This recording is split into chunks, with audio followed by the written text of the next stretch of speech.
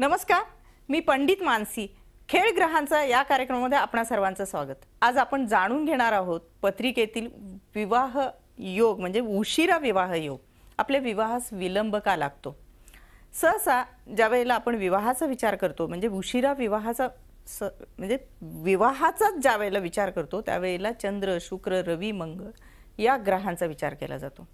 पुरुषाच्या कुंडलीमध्ये ज्या वेळेला आपण बघतो त्यावेळेला रवी आणि मंगळ म्हणजे चंद्र आणि शुक्र म्हणजे पुरुषांच्या कुंडलीमध्ये चंद्र शुक्र आणि स्त्रियांच्या कुंडलीमध्ये रवी मंगळ या ग्रहांचा विचार केला जातो.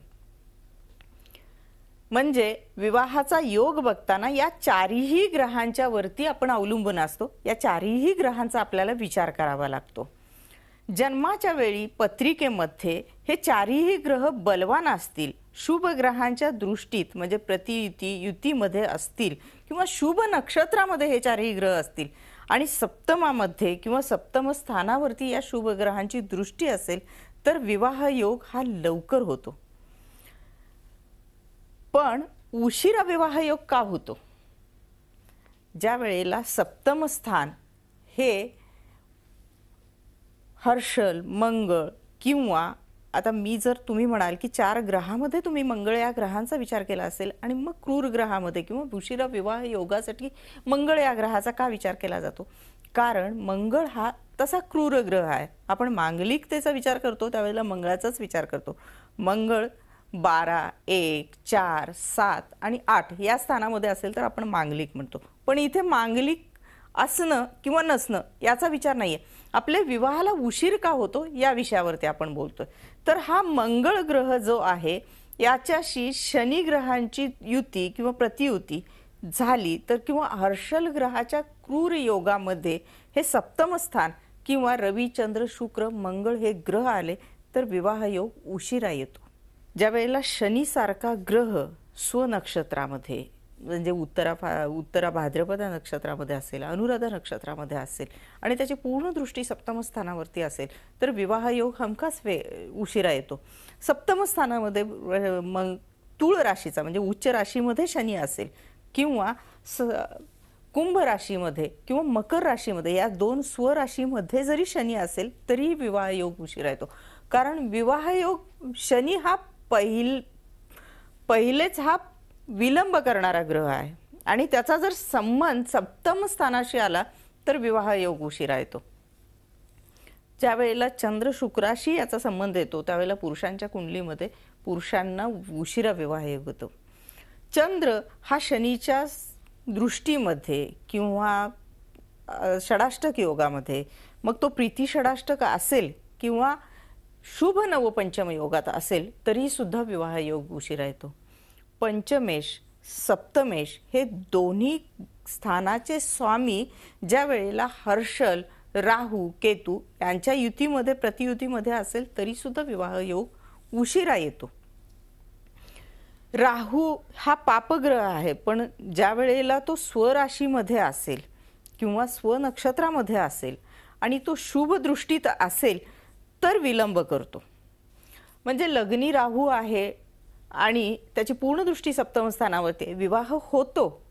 विवाह होणार नाही असं नाही पण विवाह योग उशिरा येतो. ह्या उशिरा आता आपण इथे एका कुंडलीचा विचार करूया. ही धनु लग्नाची कुंडली आहे. यामध्ये कुटुंब स्थानामध्ये केतू आहे आणि अष्टम स्थानामध्ये राहू आहे. चंद्र हा मीन राशीनी सुख स्थानामध्ये आहे आणि बरोबर मंगळाशी प्रतियुती करतो तो प्लुटो बरोबर. त्यामुळे इथे कसं विवाहास उशिरा झालेला आहे. रवी आणि बुध हे सप्तमात आहेत. सगळ्यात महत्त्वाचं म्हणजे सप्तमेश सप्तम स्थानामध्ये असून सुद्धा इथे विवाहास उशीर झालेला आहे. कारण शुक्र हा जो विवाहकारक ग्रह आहे तो षष्ठ स्थानामध्ये आहे. शनी, गुरु हे भाग्यस्थानामध्ये आहेत आणि याची सुद्धा नवपंचम योग हे पंचम स्थानाशी करतात. यामुळे इथे विवाहास उशिरा योग झालेला आहे. चंद्र, शुक्र हे ज्यावेळेला शनीच्या केंद्र योगात येतात किंवा शुक्र नेपच्यून युती शनीच्या प्रतियुतीत येते किंवा लग्नी मंगळ सप्तमावर शनी मंगळाची दृष्टी देते त्यावेळेला सुद्धा विवाहास उशीर होतो. सप्तमामध्ये शनी आणि शनी नेपच्यून युती असेल तरी सुद्धा विवाहास उशिरा येतो. हर्षल हा शनी बरोबर जर असेल आणि तो शुभ योगात जरी असेल तर विवाह होतो, पण विवाहाला विलंब करतो. चंद्र मंगळ हे या ग्रहांच्या युतीमध्ये जर शुक्र नीचेचा बनून शनीच्या दृष्टीमध्ये किंवा शनीच्या प्रतियुतीत असेल तरी सुद्धा विवाहास उशिरा होतो. आणि या कुंडलीमध्ये आपण बघतोय बऱ्याच अंशी हे ग्रहमान असेच दिसत आहेत आपल्याला.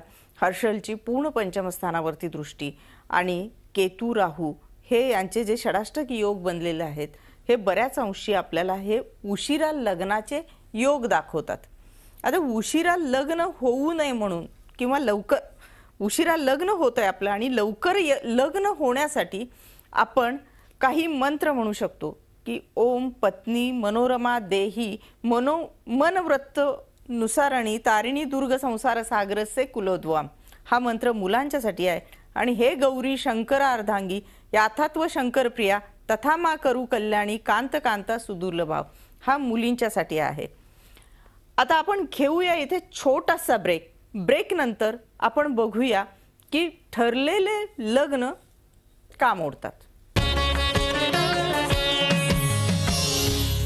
आपण बऱ्याच वेळा पाहतो की ठरलेले विवाह मोडतात.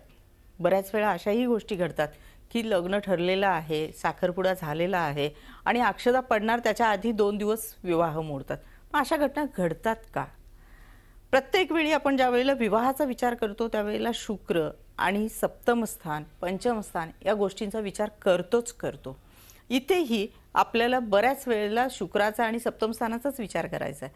मुलामुलींचे विवाह ठरतात आणि अचानकपणे कोणत्या गोष्टीसाठी नेमके मोडतात तर ज्या वेळेला सप्तम स्थानामध्ये पापग्रह असतील, शुक्र मंगळ किंवा चंद्रमंगळ किंवा गुरुमंगळ या शुभ ग्रहांच्या दृष्टी एकत्र येऊन म्हणजे ज्याला आपण म्हणतो की प्रेमविवाहासाठी शुक्र मंगळ एकत्र आले, युती आली तर प्रेमविवाह होतो. या वेळेला हे होतं, एखाद्याचं प्रेम होतं, प्रेमामध्ये अपयश असं नाहीये, पण त्यांचं लग्नापर्यंत बोलणी होते, लग्न ठरतं, तारीख ठरते आणि लग्न मोडतं. हे सगळ्या गोष्टी घडतात. त्यावेळेला नेमकं काय होतं की सप्तमात वक्री शनी किंवा राहू किंवा हर्षल नेपच्यून असे ग्रह येतात, त्यावेळेला हे लग्न मोडतं. बऱ्याच अंशी कसं होतं की गोचरीनी ज्या वेळेला साथ मिळते, गोचर ग्रह भ्रमण म्हणजे काय की गोचरी ग्रह म्हणजे वर्षाला गुरु बदलतो, 2.5 वर्षांनी शनी बदलतो. हे जे ग्रह आपल्या राशीपासून ज्या वेळेला 8वे 6वे 12वे येतात आणि त्यावेळेला आपल्याला विवाह ठरलेले असतात त्यावेळेला सुद्धा हे आपल्या सप्तम स्थानाशी कुठेतरी कुयोग करतात, त्यावेळेला सुद्धा विवाह ठरलेला मोडतो. सप्तमेश वक्री असेल किंवा शुक्र वक्री असेल आणि त्यावेळेला सप्तमात वक्री ग्रह असतील, शनीसारखा एखादा पापग्रह असेल, राहूसारखा एखादा पापग्रह असेल, त्यावेळेला सुद्धा ठरलेले विवाह मोडतात. एकंदरीत काय की सप्तम स्थान हे सर्वात महत्त्वाचं आहे आणि त्यामध्ये ते पापग्रहाच्या दृष्टीमध्ये किंवा युतीमध्ये प्रतियुतीमध्ये असू नये. सप्तमेश जर मेष राशीचा म्हणजे मेषेचा असेल, मंगळ जर सप्तमामध्ये मंगळ असेल आणि तो मेष राशीमध्ये म्हणजे सप्तमेश सप्तमात असून सुद्धा तो एखादा पापग्रह असेल आणि तो कृतिका नक्षत्रामध्ये असेल तरी सुद्धा ठरलेला विवाह मोडतो. बऱ्याच वेळेला लोकांना असे प्रश्न येतात माझ्यापर्यंत की बाबा विवाह का मोडतात आमचे, आतापर्यंत व्यवस्थित चाललेलं सगळं चाललेलं, या वेळेला दशा आणि अंतर्दशांचा सुद्धा आपण विचार केला पाहिजे.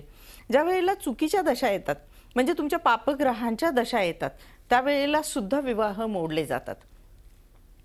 नक्षत्र दशा ग्रह याबरोबर आपण सप्तम स्थान आणि पंचम स्थान याचा विचार करतो, परंतु यामध्ये मी जसं म्हणाले की मुलांच्या पत्रिकेमध्ये विवाहाचा योग बघतो त्यावेळेला चंद्राला महत्त्व दिलं जातं आणि मुलींच्या पत्रिकेमध्ये विवाहाला महत्त्व दिलं जातं त्यावेळेला रवीला महत्त्व दिलं जातं. आणि हा चंद्र रवी ज्यावेळेला शुक्राच्या युतीमध्ये प्रतियुतीमध्ये असेल त्यावेळेला विवाह ठरतो. परंतु यावरती राहूची किंवा शनीची ज्यावेळेला युती प्रतियुती होते किंवा याच्यामध्ये नेष्ट नवपंचम योग किंवा मृत्यू षडाष्टक योग घडतात त्यावेळेला हे विवाह ठरलेले मोडतात. बऱ्याच वेळेला असं होतं की अचानकपणे काही प्रसंग पण येतात म्हणजे विवाह मोडण्यासाठी अपयशी सुद्धा ठरलं जातं. म्हणजे की आपण काही जुन्या विचाराने गेलो तर मुलगी पांढऱ्या पायाची आहे म्हणून आमच्यामध्ये असा प्रसंग आला म्हणून आम्ही विवाह मोडून टाकतो. म्हणजे जर विवाह ठरलेला आहे, तारीख ठरलेला आहे आणि एखादा घरामध्ये ॲक्सिडेंट होतो किंवा एखादा आजारपण होतो किंवा एखादा मृत्यूचा योग येतो, त्यावेळेला सुद्धा आपल्याला ह्या सगळ्या गोष्टीमुळे विवाह मोडला जातो. मग ह्या गोष्टी घडतात काय? त्यावेळेला मृत्यूस्थानाशी आणि आपल्या रोगस्थानाशी संबंधित काही ग्रहांच्या युती प्रतियुती किंवा अशुभ दृष्टी होतात, त्यामुळे हा विवाह मोडतो. आता आपण इथे एक कुंडली पाहतोय. ही जी कुंडली आहे ती मकर लग्नाची आहे. लग्नी शनी, रवी, बुध असे ग्रह आहेत. म्हणजे लग्नेश लग्नीच आहे शनी आणि शुक्र जो आहे तो मीनेचा उच्चीचा आहे. मंगळ शुक्राच्या राशीमध्ये आहे कर्मस्थानामध्ये. परंतु इथे कसं आहे की सप्तम स्थानामध्ये हर्षल आहे, तोही वक्री आणि शनीची पूर्ण दृष्टी त्याच्यावरती आणि पंचम स्थानामध्ये राहू. त्यामुळे हा विवाह ठरलेला मोडलेला आहे. मंगळ हर्षल जे ग्रह आहेत ना, या शनी ग्रहाशी कुयोग करतायत. शनीच्या केंद्रामध्ये मंगळ आहे आणि हर्षल पण केंद्रातच आहे. त्यामुळे हे जे कुयोग केले जातात आणि शनी मंगळ आणि नेपच्यून हे समसप्तम योग करतात. त्यामुळे सुद्धा इथे विवाह मोडण्याला हे कारणीभूत ठरलेलं आहे. ते ग्रहमान धन अष्टम स्थानातील हे पापग्रहांची प्रतियुती झालेली आहे ना, ती स्त्री म्हणजे चंद्र आणि शुक्राशी मंगळ, हर्षल व शनी या ग्रहांचे एकंदरीत हे कुयोग बनलेले आहेत. त्यामुळे इथे हा विवाह मोडलेला आहे. आता हा मोडलेला विवाह ज्यावेळेला आपण पाहतो ना, त्यावेळेला सगळ्यात महत्त्वाचं आपण जे सप्तम स्थान मानलं जातं, हे सप्तम स्थान गुरुसारख्या म्हणजे गुरुची पूर्ण दृष्टी धनस्थानावरती म्हणजे कुटुंब स्थानावरती आहे. पण ह्या गुरुवरती अगदी शनीशी षडाष्टक योग होतोय आणि हा षडाष्टक योग अतिशय वाईट किंवा मंगळ नेपच्यून किंवा शनी हर्षल हे जे योग बनलेले आहेत पत्रिकेतले, राहू केतू हे जे योग बनलेले आहेत ते अतिशय वाईट. आता असे ज्या वेळेला योग येतात त्यावेळेला आपण काय केलं पाहिजे? आपण याच्यावरती उपाय काय केले पाहिजेत? नर्वस न होता आपण याच्यावरती काही उपाय केले तर नक्कीच यश मिळतं आपल्याला. 16 सोमवार हे सगळ्यात उत्तम यावरती उपाय आहेत आणि सुंदरकांडचं वाचन जरी केलं आणि श्रीरामदूताय नमः या मंत्राचा पूर्ण श्रद्धेनं एकाग्रतेने रोज 7 माळा जपल्या तरी सुद्धा याच्यामध्ये चांगले आपल्याला यश प्राप्त होतं आणि आपले मोडलेले विवाह परत जुळून येतील किंवा दुसरा विवाह चांगल्या प्रकारे होईल. खेळ ग्रहांचा या कार्यक्रमामध्ये आज आपण इथेच थांबतोय. अजून काही विषयावरती आपण असंच बोलणार आहोत. तोपर्यंत पंडित मानसीचा नमस्कार.